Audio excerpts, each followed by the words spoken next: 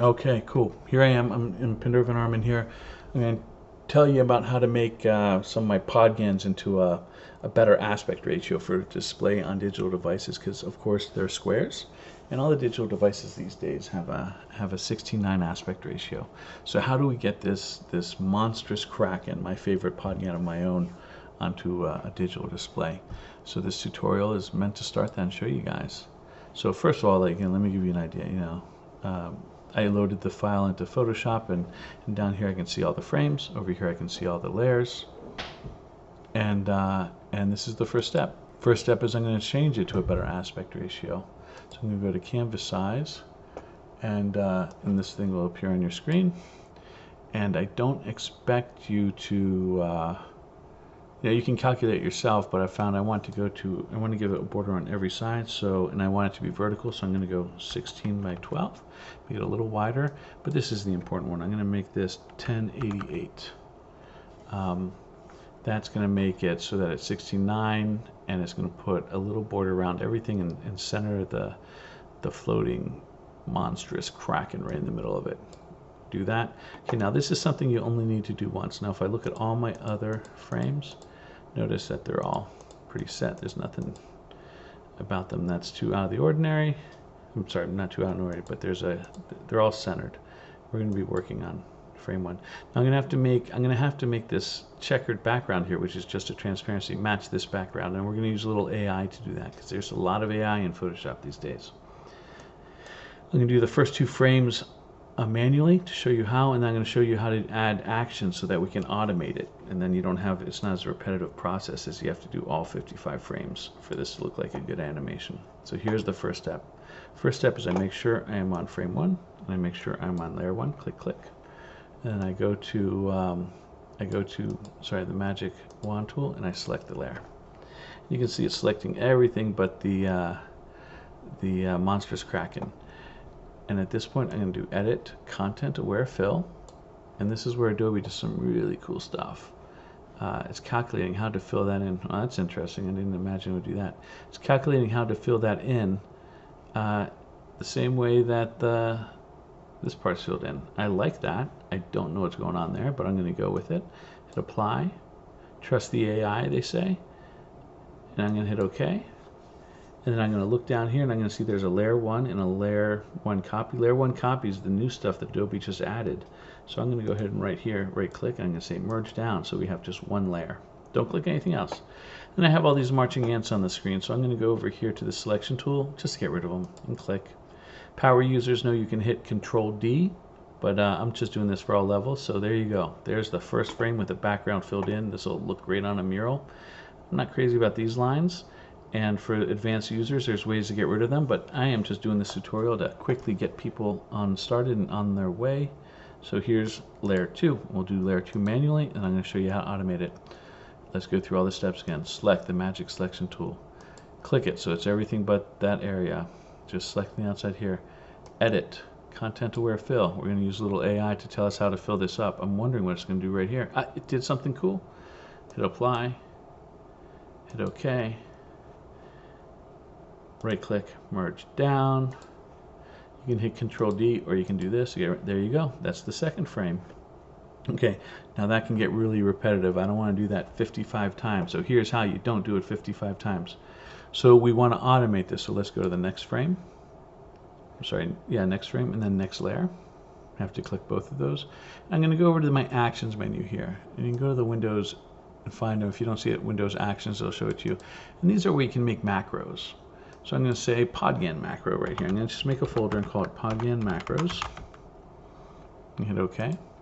And I'm going to go ahead and add an action. This is a macro that we're actually going to record. I'm going to call it make podGAN tall. Name it whatever you want. It doesn't really matter. Okay. And I'm going to hit record. Now when I hit record, anything I do is going to get recorded. So we're going to slowly go through those next steps. Select the wand, select the area on the outside, edit, content aware fill. Wait a second, because it's thinking it's some crazy AI. Apply, hit OK, merge down. I right click on this layer, click, and I merge down. All right, and then I go here and I click like that, and the recording is done. So I hit stop.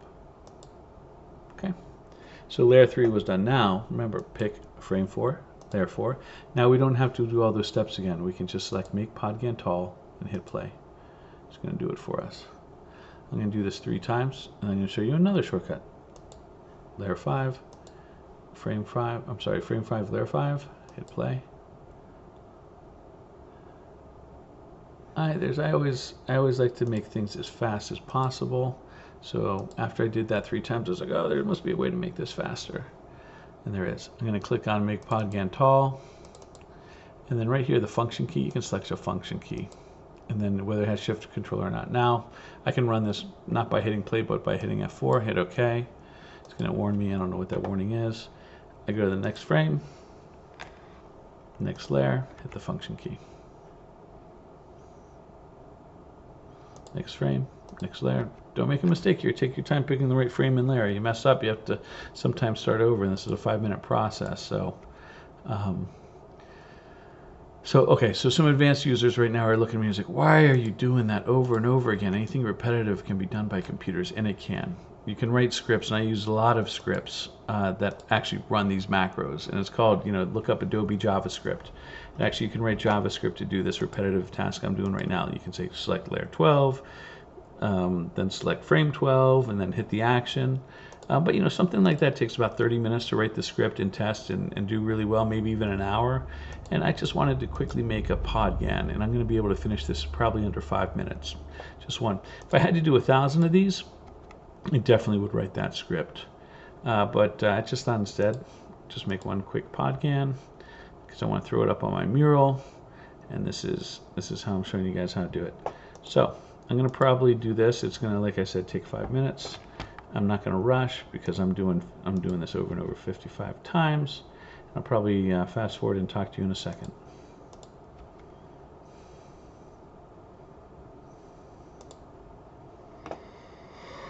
Okay, so here we are coming on the end. I got this layer. Let's go to the next layer. Hit F4. Next frame, hit F4. And the last frame, hit F4. And this should be interesting to see. I kind of wish there was more of those spikes, but let's go ahead and hit play and see what we got. Cool. So there it is. There's the background has been filled. It's not perfect, but this wasn't designed to be in this aspect ratio to begin with. I'm a little concerned about those little spikes you saw there, but it doesn't break it for me because this thing is a glitchy mess anyway. So there it is. That's your aspect ratio, and then the final step would be to hit pause. I love that. I love that little spike there. Then you can go to File, Export, Save for Web. It's gonna bring up this. It's gonna bring up this menu right here. Just make sure this is gonna be 17 megs. I'm fine with that. Play with these settings. This is the ones that work for me. You can check it out. You definitely want 256, but you just want to keep an eye on the size. Yeah, loop forever. Make sure it loops forever, and you can also test how it looks in here.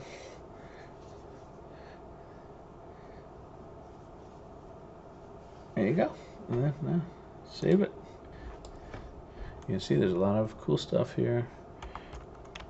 A lot of stuff that you'd love to look in those folders to see how I make these bitGANs. All will be revealed soon. podGANs. Tall. So this is my podGAN tall. And I'm going to put this on my mural. So, saving. Let's go. And there it is, ready to put onto a mural. I hope this tutorial has been helpful for you, but that's how you can change the aspect ratio. You can do it wide, you can do it tall, you can do it any way. Love to see what you guys do and what strange effects the different bitGANs get. I'm looking forward to putting this one on my mural. Thanks a lot.